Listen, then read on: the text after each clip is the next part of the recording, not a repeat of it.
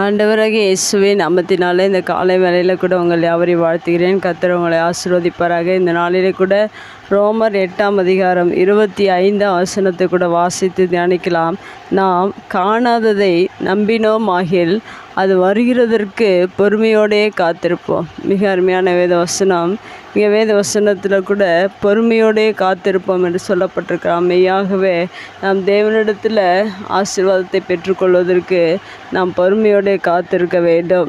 எடுத்துக்காட்டாக ஆபிரகாமை, வேதத்தில் இருக்கிற ஆபிரகாமை நாம் பார்த்தோம் என்றால் அவருடைய வாழ்க்கையில் காணாததை அவர் நம்பினார். அவர் பொறுமையோடே காத்திருந்து அவருடைய வாழ்க்கையில் அதை பெற்றுக்கொண்டார். அதுபோல் நம்முடைய வாழ்க்கையிலும் அநேக காரியங்கள், நமக்கு பெற்றுக்கொள்ள வேண்டிய காரியங்கள் தேவை என்று தேவனிடத்தில் செபிக்கிறோம். ஆண்டவர் நமக்கு அதை கொடுப்பார் என்று நாம் நம்பிக்கையோடு கூட இருக்க வேண்டும். அதை நாம் பார்க்காவிட்டாலும் அது தேவன் எனக்கு தருவார் என்ற நம்பிக்கை ஆபிரகாமுடைய இருதயத்தில் இருந்ததினால் அதை தேவன் பெற்றுக்கொண்டார். அவர் சூழ்நிலையை பார்க்கவில்லை.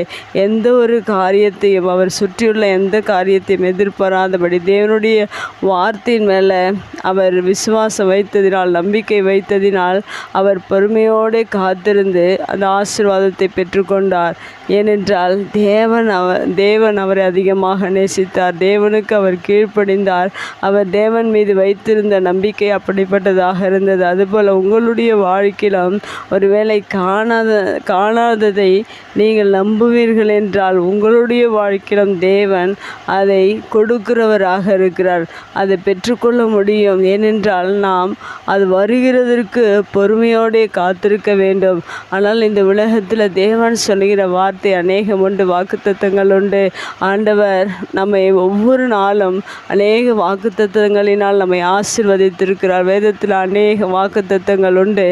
எல்லாம் நமக்குரியதாக இருக்கிறது. ஆனாலும் அதை நாம் பெற்றுக்கொள்ள முடியும். அதை எப்படி பெற்றுக்கொள்ள முடியும் என்றால் பொறுமையோடே காத்திருக்கும் போது தான் அது நமக்கு பெற்றுக்கொள்ள முடியும். ஆனால் இந்த உலகத்தில் அந்த பொறுமை மனிதனுக்குள்ளே இல்லாமல் இருப்பதினால் இந்த வேதத்தில் இருக்கிற ஆசீர்வாதங்களை மனிதர்களால் பெற்றுக்கொள்ள முடியவில்லை. ஒருவேளை உங்களுடைய வாழ்க்கையில் பலவீனம் இருக்கும் என்றால் அந்த சுகத்திற்காக நீங்கள் ஜெபிப்பீர்கள் என்றால், அதை நம்புவீர்கள் என்றால், தேவன் சுகம் கொடுப்பார் என்று நீங்கள் நம்புவீர்கள் என்றால் மெய்யாகவே தேவன் அந்த சுகத்தை உங்களுக்கு கொடுக்கிறவராக இருக்கிறார். ஏனென்றால் நம்முடைய வாழ்க்கையில் அந்த பொறுமை இல்லாததினால் நாம் அநேக முறைகளை கையாளுகிறோம். அநேக காரியங்களை உலகத்தில் மருத்துவமனைகள், மற்ற காரியங்கள், இன்னும் அநேக காரியங்களை நாம் கை கொண்டு அநேக நேரங்களில் அதில் தோல்வியடைந்து விடுகிறோம். ஆனால் தேவன் நமக்கு சுகத்தை கொடுக்கிறார் என்று நீங்கள் காணாத ஒன்றை நீங்கள் நம்பும்போது தேவன் மெய்யாக உங்களுடைய வாழ்க்கையில் அற்புதங்களை செய்ய வல்லவராக இருக்கிறார். ஆபிரகாமுடைய வாழ்க்கையில் செய்த தேவன் எல்லா சூழ்நிலையும், எல்லா நேரங்களிலும் நமக்கு அவர் செய்ய வல்லவராக இருக்கிறார். நம்முடைய வாழ்க்கையில் அந்த பொறுமையாய் நாம் காத்திருக்கும் போது மெய்யாகவே நீங்கள் எதிர்பார்க்கிற காரியம், நீங்கள் நம்புகிற காரியம், உங்கள் விசுவாசம் மெய்யாகவே அது மிகுந்த பலனை கொடுக்கிறதாக இருக்கிறது.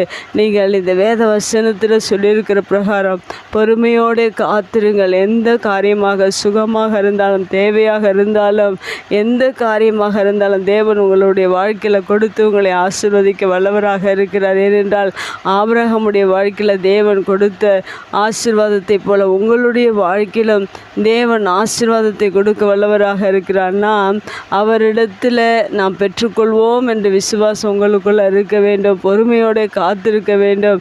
ஆபிரகாம் அப்படிதான் பெற்றுக்கொண்டார். நீங்களும் நம்பும்போது தேவன் உங்களுக்கும் கொடுக்க வல்லவராக இருக்கிறார்.